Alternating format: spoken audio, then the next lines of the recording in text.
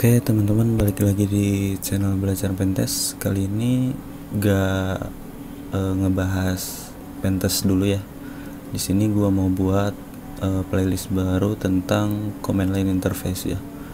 Buat teman-teman yang mantengin channel ini terus pasti familiar ya dengan apa yang gua gunakan selama mereview tools yang gua pakai gitu. Nah, di sini ini tuh interface atau antarmukanya ya. Tampilan dari command line interface ini kayak gini. Kita bisa mengetikkan cd, nah ls kayak gitu ya. Ini namanya command line interface. Jadi mengetikkan baris perintah gitu untuk mengerjakan sesuatu. Oke, langsung aja ke pembahasannya. Ini bakalan gua bahas dari dasarnya banget ya. Jadi apa itu CLI atau command line interface ya? CLI adalah singkatan dari command line interface.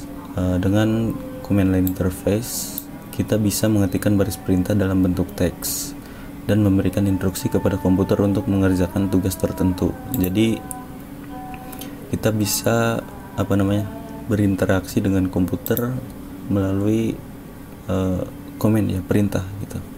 Oke. Tapi dengan command line interface ini gak semua orang familiar ya. Biasanya dengan GUI tinggal klik-klik aja ya.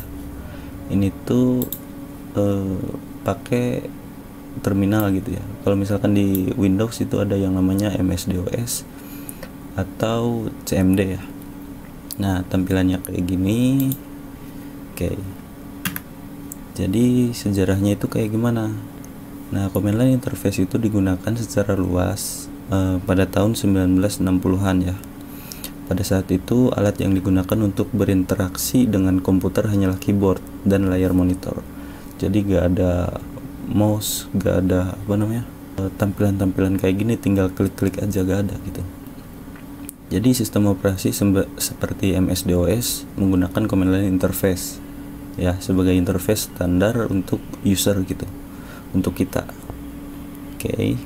Jadi dengan command line interface ini kita bisa melakukan tugas atau task ya. User harus mengetikkan perintah. Jadi kita harus mengetikkan perintah dulu gitu untuk berinteraksi dengan komputer. Jadi kita mau gimana gitu, mau menghapus apa gitu ya, ingin melihat apa, mau membuat direktori apa gitu ya di command line interface ini di terminal ya. Oke. Nah, jadi setelah perintah diketik, hasil yang ditampilkan akan berupa informasi berbasis teks atau tindakan tertentu yang dijalankan komputer. Nah, jadi kayak gini tadi tuh ketik ls ya. Ketik ls nanti muncul teks lain gitu kayak gini. Jadi perintah ini tuh memunculkan output kayak gini ya. Nah, kayak gitu. Oke. Jadi kalau misalkan pakai command line interface ini terlalu beresiko ya. Jadi sensitif gitu.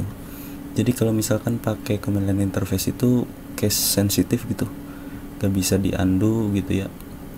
Jadi kalau salah ngetik ya itu kesalahan kita gitu. Nah, disinilah kekurangan CLI.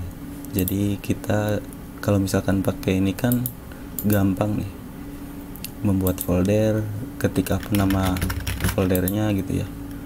Oke. Misalkan pakai command line interface cd change directory desktop. Nanti akan gua bahas lebih lengkapnya ya.